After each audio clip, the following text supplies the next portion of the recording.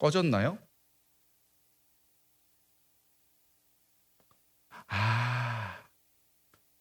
제가 켜져 있는 걸 껐나 봐요. 그러면 이제 되겠네요. 됐다. 자, 저의 패턴 다 일하는 것밖에 없어요. 뭐가 있죠? 이상한 거 없죠? 네, 저도 우리 꼬맹이와 하는 게임이 있어요. 보여드릴까요? 안 보여드려요? 자, 오늘 함께 나눌 말씀은 이렇게 됩니다. 자, 보도록 하죠. 오늘 주제, 이번 시즌 한 4번 정도 시작을 할 것 같은데요. 4번 정도 하는 그 설교의 그 타이틀은 게이즈. 이렇게 뭔가를 보는 건데, 우리가 보는 것에 대한 다양한 단어들이 있잖아요. 룩도 있고, 뭐 씨도 있고, 뭐 약간 헐뜯는 것처럼 보면 그림스도 있고, 여러 가지 것들이 있지만, 오늘 저와 여러분들이 같이 나눌 키워드는 게이즈. 그러니까 뭔가를 바라보는 건데, 부정적인 의미로 바라보는 게 아니라 긍정적으로 또 감탄하며 바라보는 걸 게이즈라고 하는데, 게이즈 어펀도 있고, 무엇인가 대상을 바라보는 거죠. 게이즈 위딘도 있습니다. 위딘은 뭐예요? 어떤 그 안 속으로 바라보는 거잖아요. 그래서 이런 다양한 그림들 안에 나타나 있는 말씀의 이야기를 통해서 그 그림을 바라보고 그림에 비춰서 투영되는 나 자신도 좀 바라보는 그런 의미의 말씀을 좀 나눠보려고 합니다. 그 첫 번째 시간으로 어떤 그림을 좀 보려고 하냐면 이 지거 캐더라는 분의 그림을 좀 보려고 합니다. 이 그림을 그리신 분은 1925년에 출생을 해서 7년 전, 그러니까 10년 전에 돌아가셨네요. 독일 출생이시고 이분이 미술을 원래 전공하셨습니다. 그러다가 뒤늦게 이제 신학을 공부하게 돼요. 그래서 미술과 신학을 같이 공부했으니까 말씀을 가지고 그림을 그리는 걸 열심히 하기 시작하십니다. 후에는 이제 독일 신부가 되시는 거예요. 그래서 이분의 그림을 보면 굉장히 성경적이면서도 안 성경적인 듯한 느낌도 받아요. 그래서 해석이 많이 필요하고 해석을 많이 하면 많이 할수록 더 깊은 의미를 끌어올릴 수 있는 그런 그림입니다. 캔버스에 그리기도 하고 사파 어떤 책에 들어가는 그림을 그리기도 하고 교회 재단화라고 부르는데 약간 이 가톨릭 같은 데나 아니면 성공회나 이런 데 보면 벽면에다가 이렇게 그려놓은 큰 그림들이 있어요. 재단화는 특별히 뭐냐면 보통 때는 이렇게 가려놓았다가 예배 드릴 때 이렇게 펼쳐서 그림이 있는 거예요. 지금 비슷한 이런 화면들을 그림으로 표현해 놨다고 할 수 있겠죠. 그런 그림도 있고 다양한 형식으로 이 그림을 표현하는 분입니다. 이분의 특징이 뭐냐면 성경을 사실적으로 그리는 것보다는 본인이 묵상한 해석을 가미해서 그려요. 그러니까 우리가 어떤 것을 그냥 묘사하는 수준이 아니라 본인이 이 그림을 그리기 위해서 말씀을 충분히 묵상하고 그것에 대한 본인의 인사이트 또 하나님 주시는 마음을 가지고 그림을 그려나가기 시작합니다. 이 분의 그림을 제가 여러분들에게 소개시켜드리고 싶어가지고 한국에서 책이 나왔어요. 지극해도 성서의 그림들이라는 책을 너무너무 읽고 싶었는데 제가 캐나다 온 이후에 그 책이 출간이 됐어요. 이북으로 찾아보려고 했는데 이북도 안 나왔어요. 그래서 어떻게 했냐면 한국에 잠깐 방문 중인 우리 청년에게 내가 주문해서 너희 있는 숙소로 배송을 하면 좀 가져다 줄 수 있니? 보통 이제 제가 그런 부탁을 안 하는데 또 책은 더구나 부탁하기가 어려워요. 왜냐면 무겁잖아요. 부피는 작지만 무거워서 혹시 캐리어나 이렇게 위탁 수화물에 넣으면 무게가 좀 더 이렇게 나가게 될까 봐 미안해서 부탁을 못 하는데 이 책은 꼭 하고 싶은 거예요. 그래서 이 한 것만 딱 부탁을 했어요. 근데 이분이 여행이 연장을 했어. 나는 이 책이 오기를 너무너무 기다리고 있는데 또 뭐 한두 주 또 있다가 오신다는 거예요. 그래서 나는 빨리 받고 싶은데 그래서 한국에 또 있다가 들어오는 청년에게 이 책이 토스가 됐습니다. 그래서 그 청년이 이걸 가지고 저에게 딱 전달을 해줬어요. 그만큼 너무너무 읽고 싶었던 책. 제 책상에 보면 그 책이 이렇게 있는데 그 인덱스가 엄청 많이 붙어 있어요 지금. 그리고 막 줄 끊는 게 너무 아까워. 그래서 오늘 보여드리는 그 그림은 제가 그 책을 이렇게 사진으로 찍은 거예요. 왜냐하면 이제 인터넷에 돌아다니는 그림의 화질이 그렇게 좋지가 않아요. 제일 좋은 건 내 카메라로 찍는 게 제일 좋겠다 싶어가지고 조명을 어떻게든 만들어가지고 이렇게 그림자 안 생기게 찍어가지고 스캔을 해서 보여드리는 겁니다. 어떤 그림인지 한번 보시는데 두 가지 방식으로 그림을 볼 거예요. 첫 번째는 훑어보는 겁니다. 보자마자 인상적인 부분만 캐치하고 끝이에요. 아시겠죠? 너무 깊게 파고들지 마시고 우리가 말씀 가지고 파고들 거니까. 자, 그러면 그림을 한번 보도록 하겠습니다. 20초 동안 봅니다.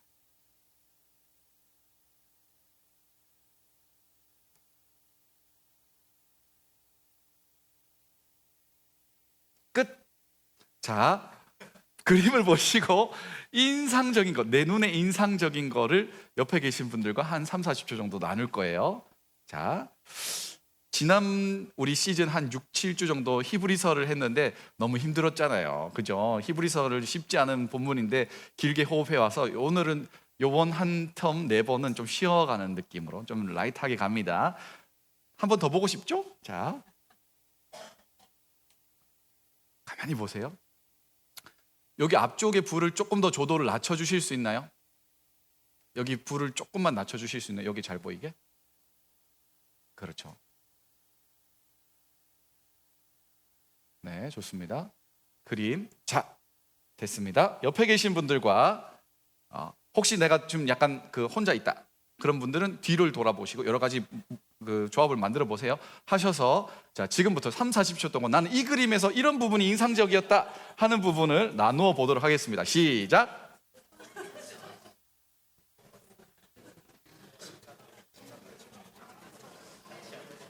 자, 우리 민배는 어떤 게 인상적입니까? 쌍둥이. 좋은 관점. 네. 자, 뭐 난리가 났죠.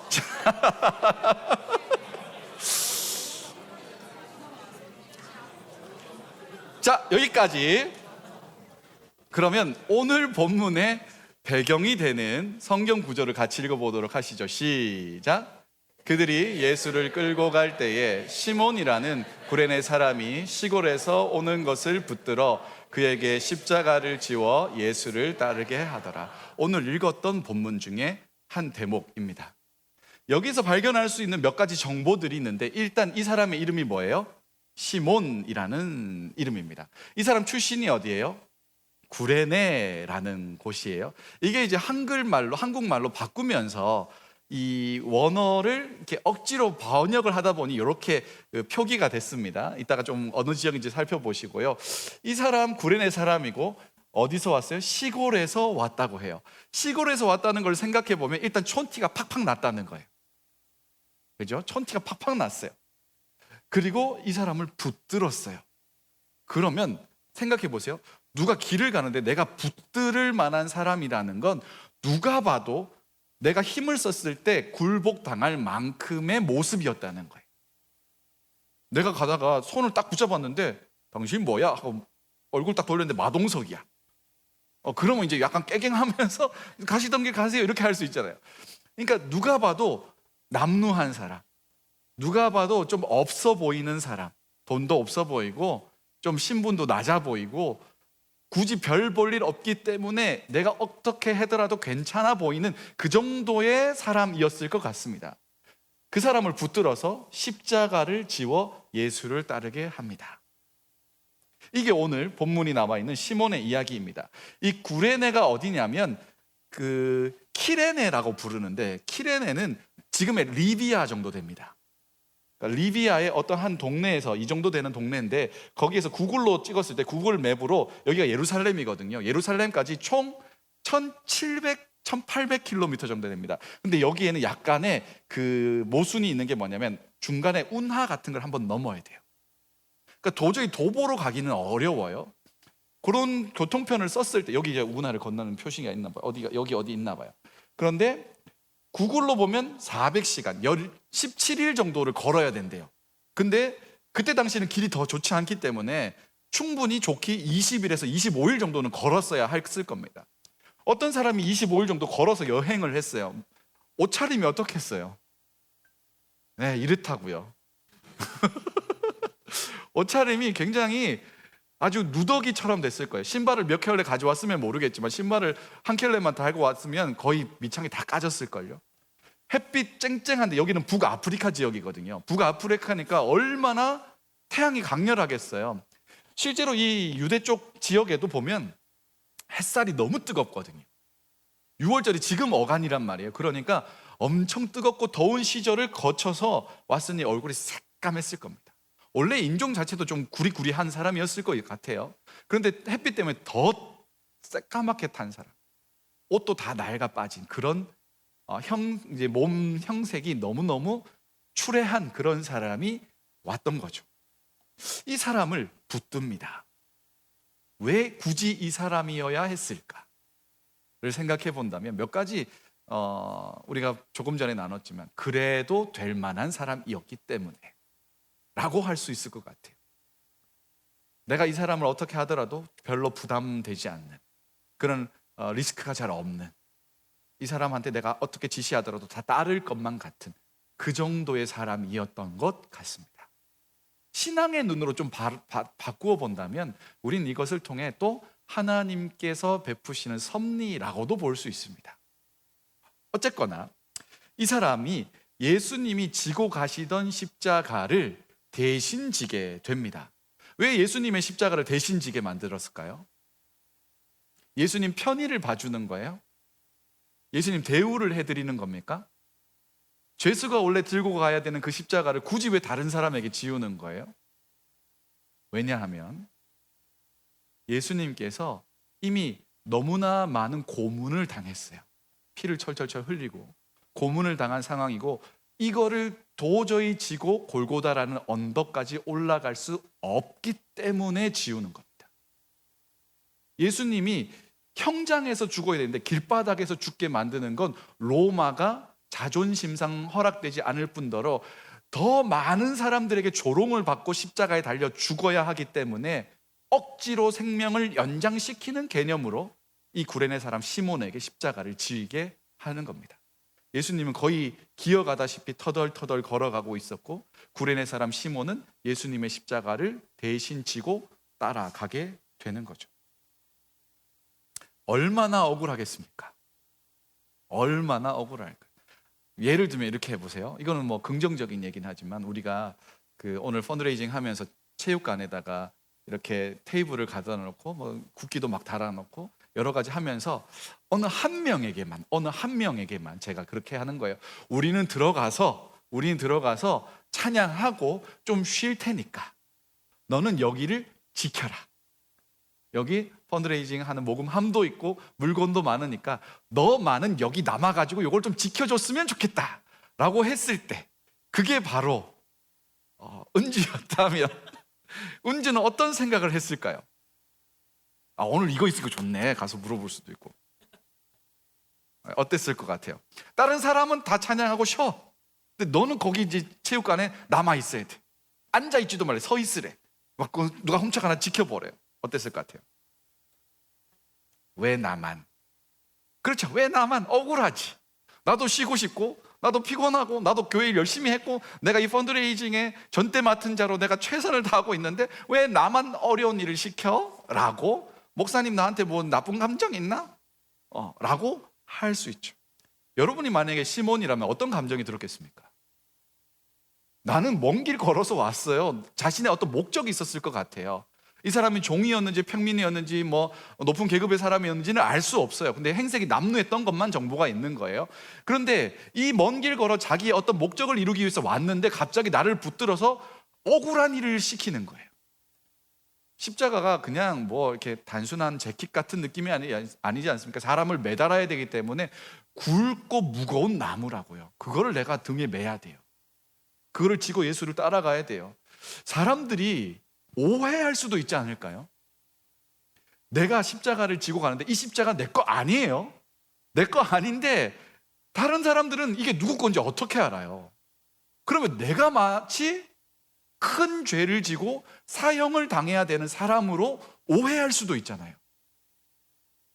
그때 당시 사람들은 군중 심리가 굉장히 많았습니다. 어떤 한 사람이 예수님을 향해서 저를 십자가에 못 박으소서 하면 모두가 다 그렇게 소리 지를 만한 그런 군중 심리에 취약한 사람들이었거든요. 누군가가 이 시몬을 보면서 어우, 저 외국에서 와서 무슨 나쁜 짓을 저질렀나 봐 하는 순간 모두가 다 달려들어 가지고 저 나쁜 놈 할 수 있단 말이에요. 억울할 수 있죠. 내 앞에 가는 한 사람을 봅니다.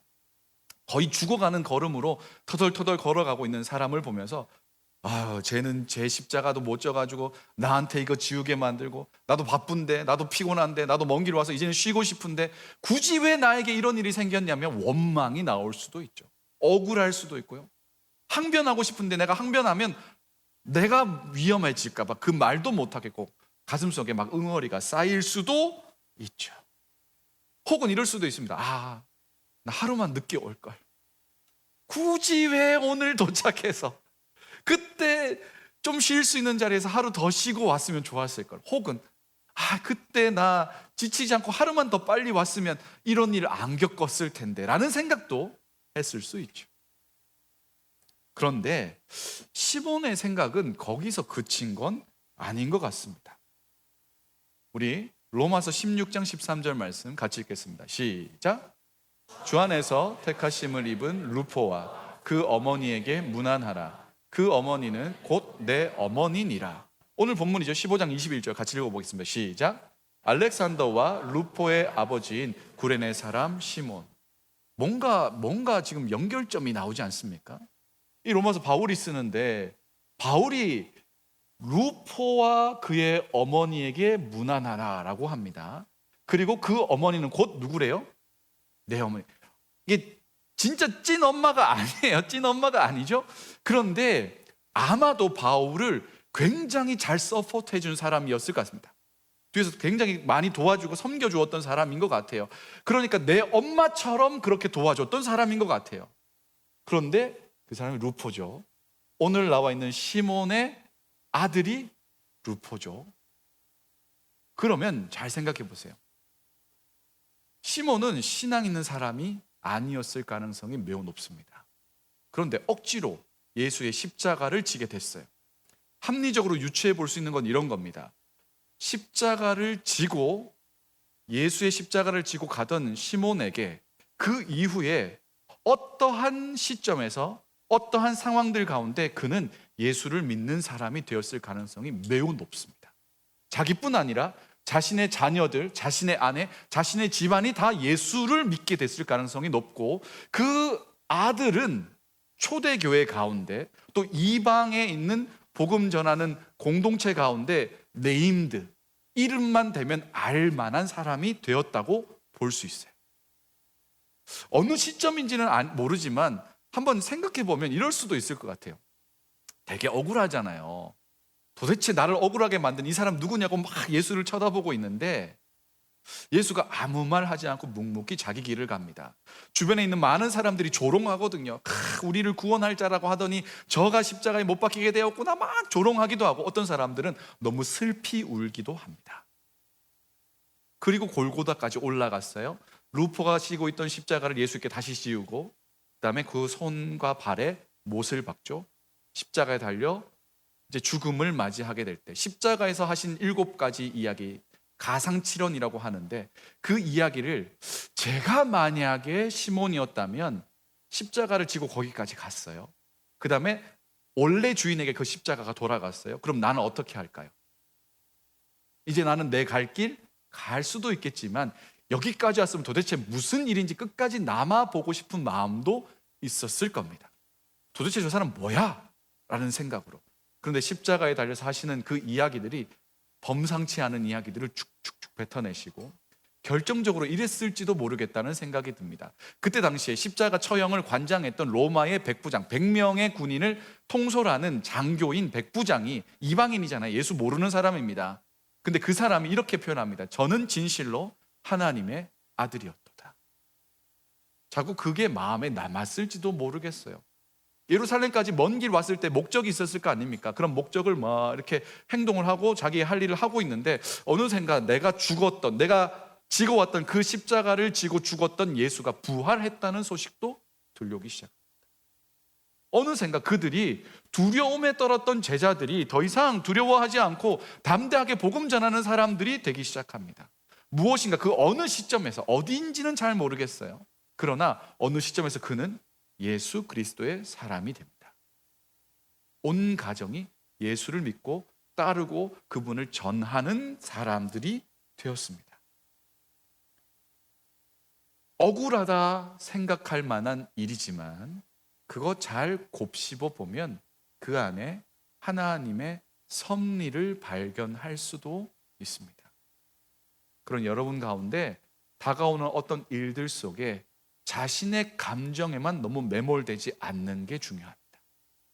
조금 한 발짝 뒤떨어져서 하나님께서 이 상황 가운데 나에게 무엇을 원하시는지 물어볼 수 있다는 것, 그런 여유를 갖게 된다는 것, 잠깐의 공간을 만들어낸다는 것, 그게 믿음의 성숙입니다. 어떤 사람은 자극이 있으면 아주 한치의 망설임도 없이 바로 반응이 나오는 분이 있습니다. 야, 왜? 야, 왜? 이렇게 하듯이 자극과 반응의 갭이 너무 타이트한 사람이 있어요. 그런데 때로는 자극이 있으면 그게 무슨 의미일지를 하나님 앞에서 생각해 보는 공간. 믿음이라는 건 하나님이 일하시고 말하실 수 있는 시간과 공간적인 여유를 만들어내는 거예요. 사단은 그 공간을 없애려고 하거든요. 자꾸 즉각적으로 반응하고 즉각적으로 실망하고 즉각적으로 억울하게 만듭니다. 그런데 믿음은 조금 더 멀리 떨어져서 그 공간, 스페이스를 만드는 거예요. 그 타임을 만드는 거예요. 그리고 하나님을 게이즈, 바라보는 거죠. 주님, 이 상황 가운데 무엇을 원하십니까? 나에게 하고 싶으신 이야기가 있으신가요? 내가 어떻게 반응하기를 원하십니까? 그 안에 이 상황 속에서 일하고자 하는 하나님의 뜻을 찾고 따르다 보면 때로는 우리의 삶에 생각보다 많은 방향의 전환이 일어날 수도 있다는 거죠.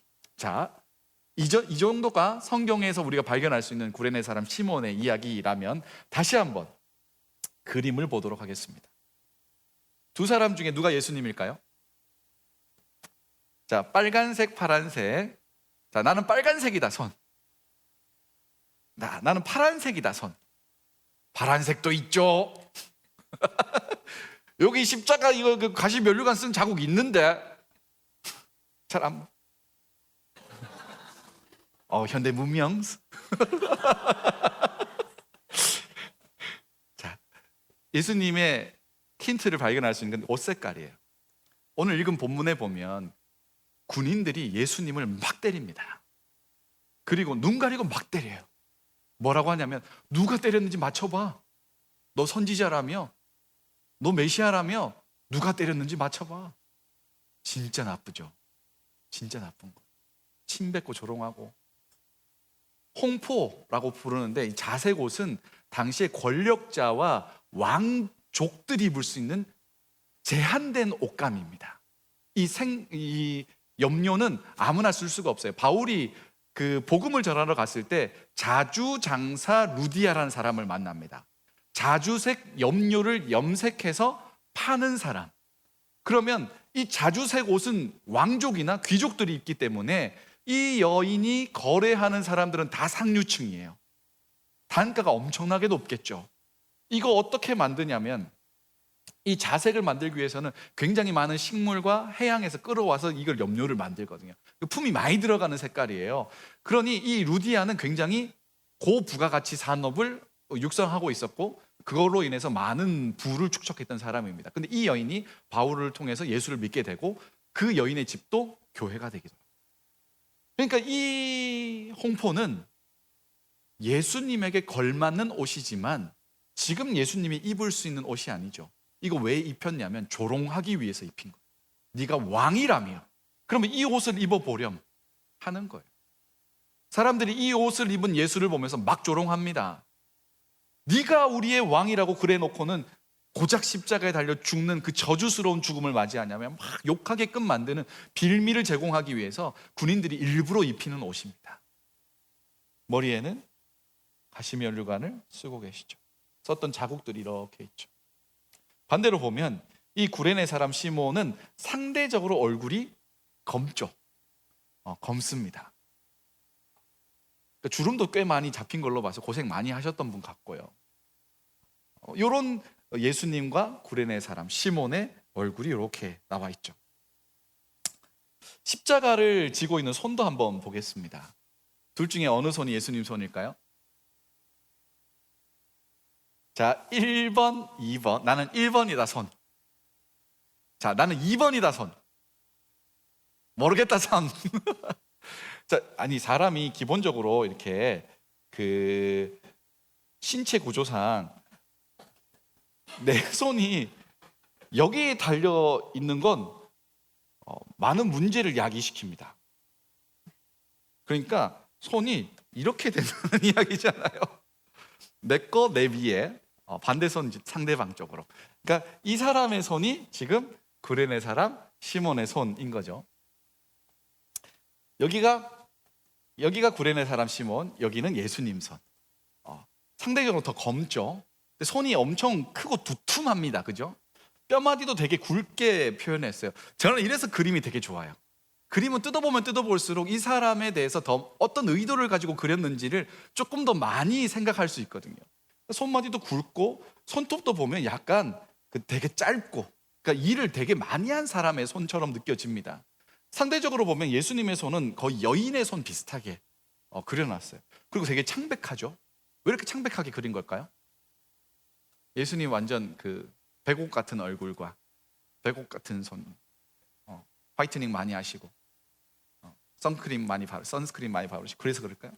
이 손은 어떻게 보면 여인의 손처럼 보이지만 창백한 손. 왜 창백해졌냐?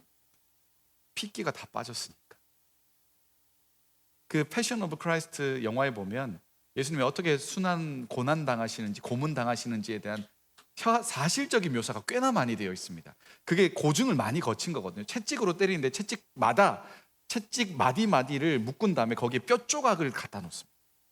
동물의 뼈 조각을 깨서 뼈 조각을 새겨놔요. 묶어 놓는 거. 그럼 어떻게 하겠어요? 이거 사람을 채찍을 치면 뼈 조각이 몸에 박힐 거 아닙니까? 그걸 떼어내는 거예요. 그러니까 심각하면 뼈가 다 드러나는 겁니다. 그 사이로 피가 철철철 흐르지 않겠어요? 핏기 있던 사람도 핏기가 다 사라질만. 그 정도의 창백함에 연약해진 예수님을 묘사했던 것 같습니다. 이게 위의 손이고 십자가를 잡고 있는 손이라면 반대손 한번 보시죠. 서로를 잡고 있는 손. 구레네 사람 시몬의 손은 두툼하고 이렇게 검티틱하고, 예수님 손은 굉장히 가녀 있는 그 흰색에 가까운 그런 톤으로 손을 그려놓았죠. 대강 잡고 있는 게 아닌 것 같아요. 여기 우리 이제 자매들이 이렇게 있잖아요. 만약에 자매들과 제가 그럴 일이 거의 없지만 이렇게 사진을 찍는데 이렇게 너무 붙어야 된다고 해보세요. 그리고 이제 옆구리에 이렇게 손을 좀 대야 된다고 생각해 봅시다. 그러면 제가 어떻게 하겠어요? 가볍게 됩니까? 요즘 그러면 안 돼요. 그러면 안 되고 매너손 해야지. 매너손. 대면 안 돼. 터치하는 순간 철컹철컹일 수도 있어요. 손을 주먹으로 하든지 이렇게. 근데 이 두 사람 지금 어때요? 손이 거의 배꼽에 올 정도로 깊게 집어넣었어요. 손이 들어와도 너무 많이 들어올 정도로. 그러니까 이게 제가 이거 해봤거든요. 제가 실제로 이걸 이렇게 두 사람 이렇게 같이 해봤는데 이만큼 손이 안 들어가져요. 제가 팔이 짧은 걸 수도 있는데 거의 배꼽 수준에 오도록 허리춤을 깊게 집어넣고 있죠. 강렬한 의지 같은 게 보입니다. 내가 절대로 이 사람과 떨어져서는 안 될 것 같다는 강렬한 의지로 꽉 붙들고 있는 거예요. 두 가지 의미가 있을 것 같아요. 내가 이 사람하고 같이 있고 싶다는 의미가 있을 수도 있겠지만, 한편으로는 내가 놓는 순간 이 사람 자빠질 것 같은 거예요.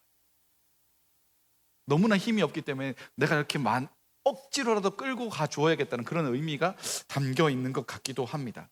이 위에를 잡고 있던 손, 서로를 잡고 있던 안고 있던 이 손, 어느 손이든 하나만 놓아버리면 이 균형은 깨어집니다.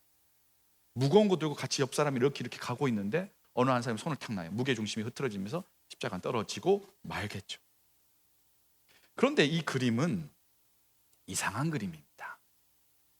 우리가 성경을 살펴봤지 않습니까? 성경에는 구레네 사람 시몬에게 예수의 십자가를 지고 따르게 했다고 하죠.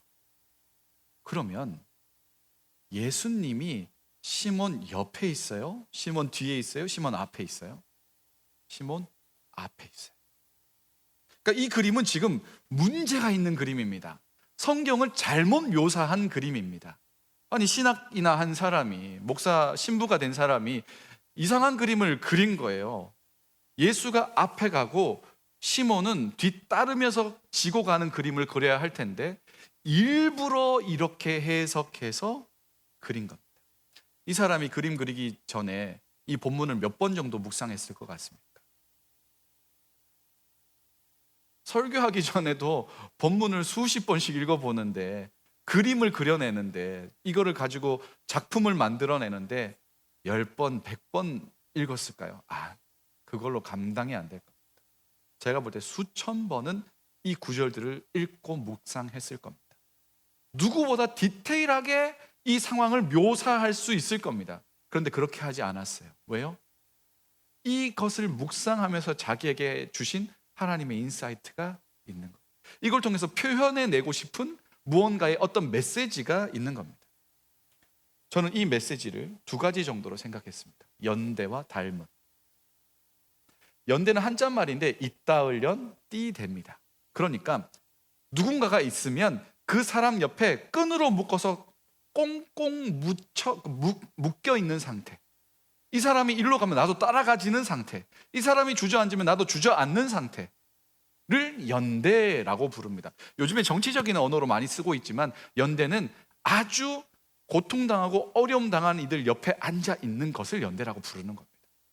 무거운 거 혼자 들고 가는 사람을 옆에서 같은 팔이 되어서 들어주는 걸 연대라고 부르는 겁니다.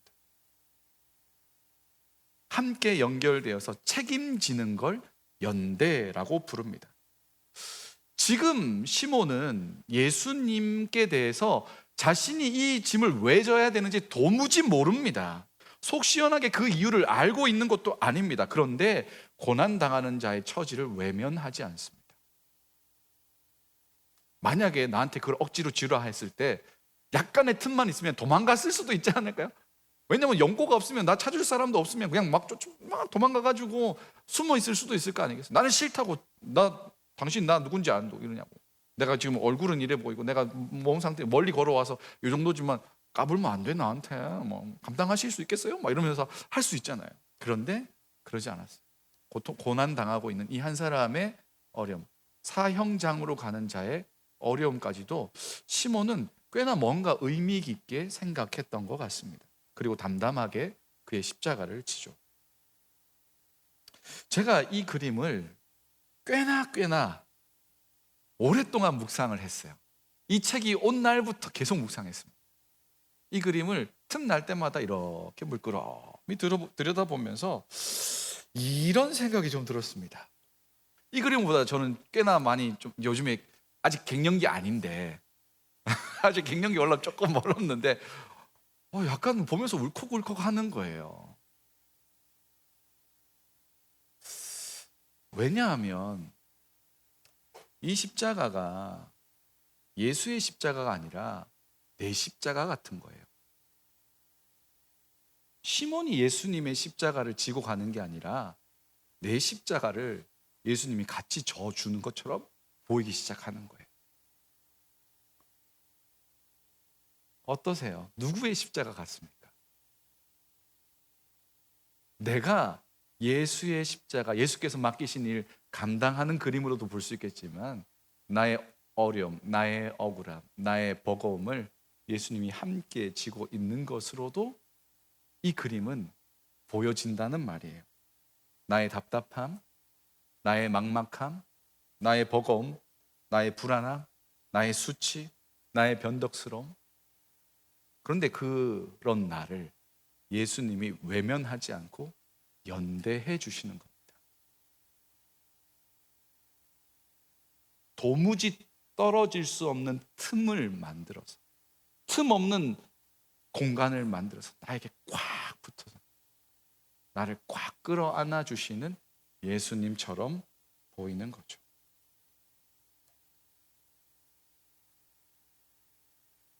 우리의 삶을 가만히 한번 들여다보세요.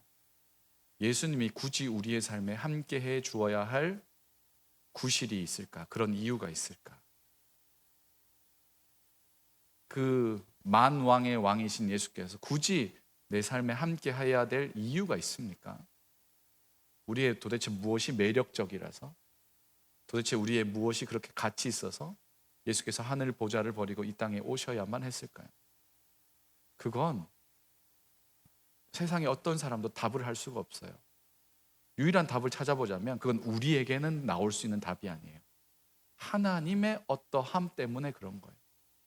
나의 어떠함이 아니라 하나님의 사랑 때문이라는 답밖에 도출할 것이 없습니다. 우리를 보면서 긍휼히 여기시고 내가 그와 연대하겠다며 우리의 삶에 직접적으로 찾아와서 우리의 허리를 꽉 끌어안으시고 우리의 짐을 같이 져주시는 분. 성경은 예수를 그런 분이라고 많이 고백하고 있지 않습니까? 주님은 그 이름처럼 태어나실 때 이 천사가 이야기했던 것처럼 그는 임마누엘, 하나님께서 우리와 함께 하신다. 그 임마누엘처럼 우리의 삶에 함께하는 분이신 줄 믿습니다. 여러분의 삶을 외면하거나 거리감을 두고 지켜보시는 분이 아니라 우리의 삶에 직접적으로 찾아와 연대하시는 분이십니다. 뗄래야 뗄 수 없는 관계로 함께 해주시는 분입니다.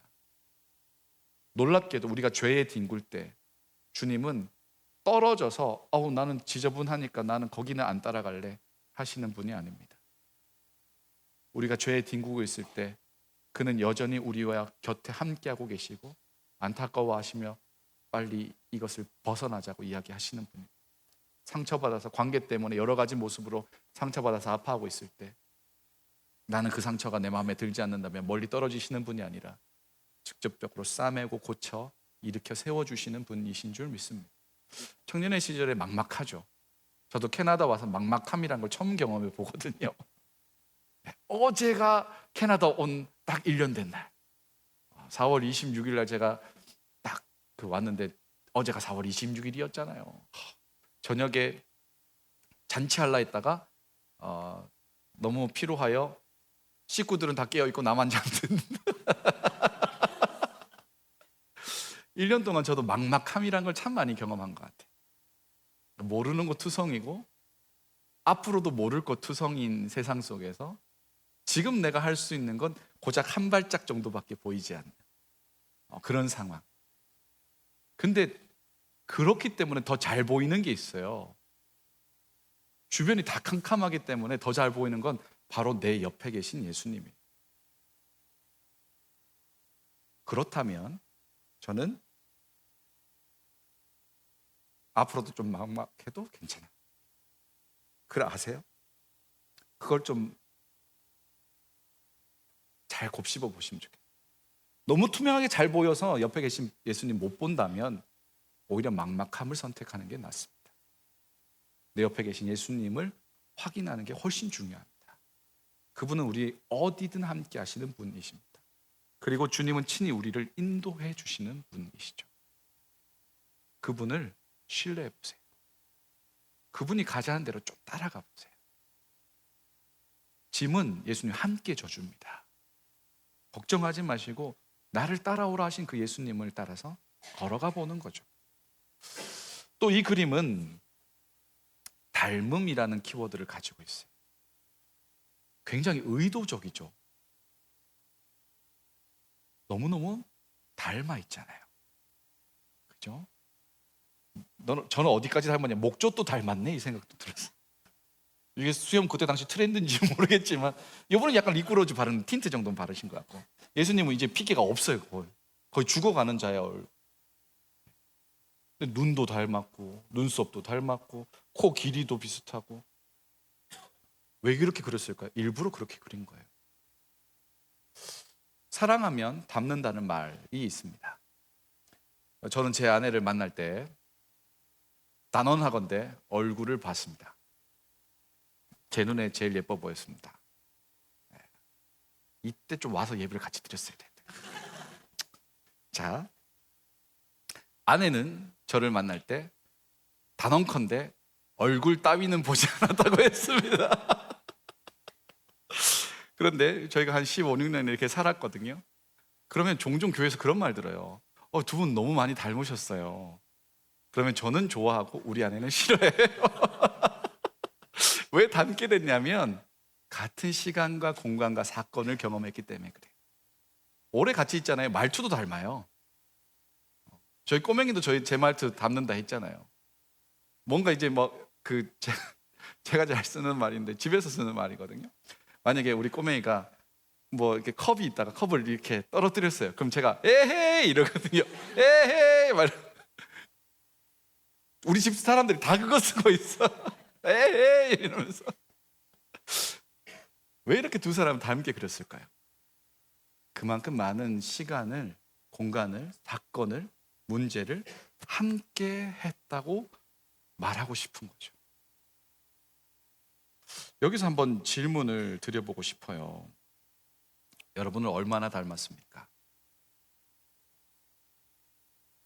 여러분은 예수와 얼마나 닮은 사람들입니까?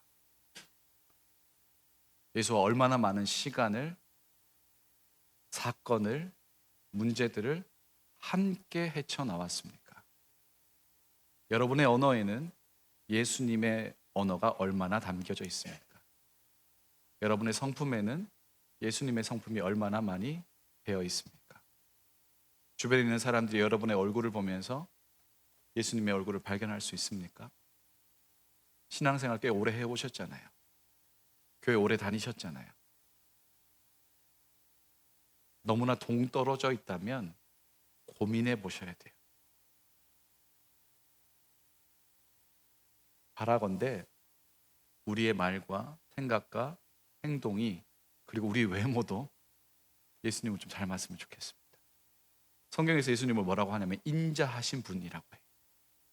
온유하신 분이라고 해요.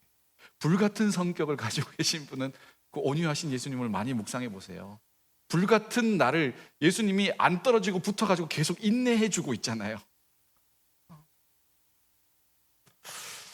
이 그림에서 마지막으로 가장 인상 깊은 장면은 이 눈동자입니다.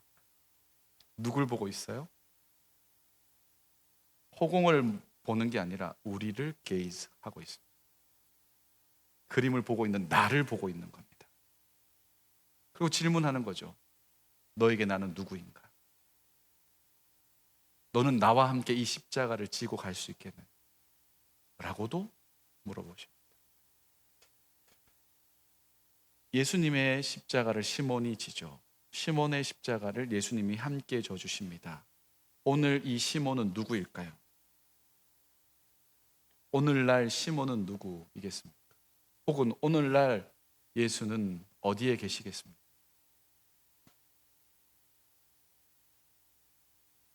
예수와 같이 핏기 없이 걸어가는 사람은 또 누가 있겠습니까? 오늘 그림은 우리에게 이야기하는 겁니다. 가서 같이 연대하고 그 짐을 같이 져주라. 나 혼자 살기 너무 버거운데요. 내 삶은 주님이 함께 져주세요. 그걸 믿으시면 참 좋겠어요. 내 삶 주님 함께 하세요. 그리고 주님이 말씀하시는 거예요. 저 사람 너무 힘겨워 보이지 않니? 라고 말씀하실 때 시몬과 같은 마음으로 기꺼이 가서, 혹은 억울할 수도 있죠. 그런데 주님의 말씀에 순종해서 같이 십자가를 지고 가는 여정이 믿음의 사람들의 여정인 것 같습니다. 오늘 우리 선교 펀드레이징을 했는데 너무너무 감사해요. 우리 선교팀만의 6개의 선교팀만의 사역으로 생각하지 않고 우리 공동체의 사역으로 여러분 함께 십자가를 져주셔서 너무너무 감사합니다. 진짜 고마운 일이고 오늘 참 우리 공동체가 너무 또 좋은 공동체라는 걸 다시 한번 확인합니다. 오늘 제가 제일 많이 했던 이야기는 진짜 착하다라는 이야기였습니다.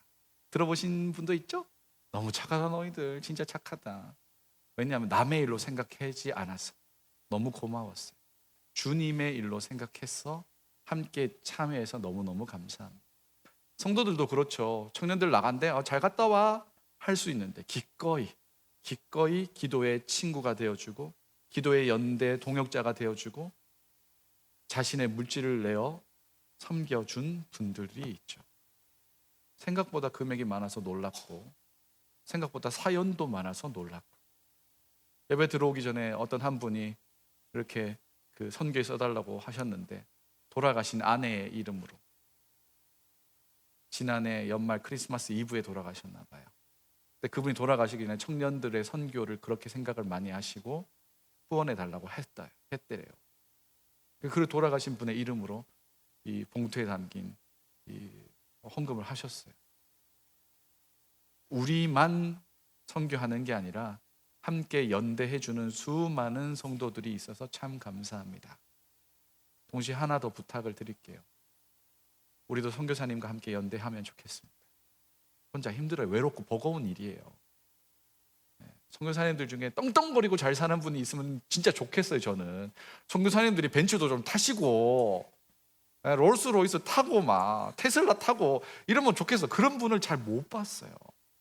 왜 그런지 알아요?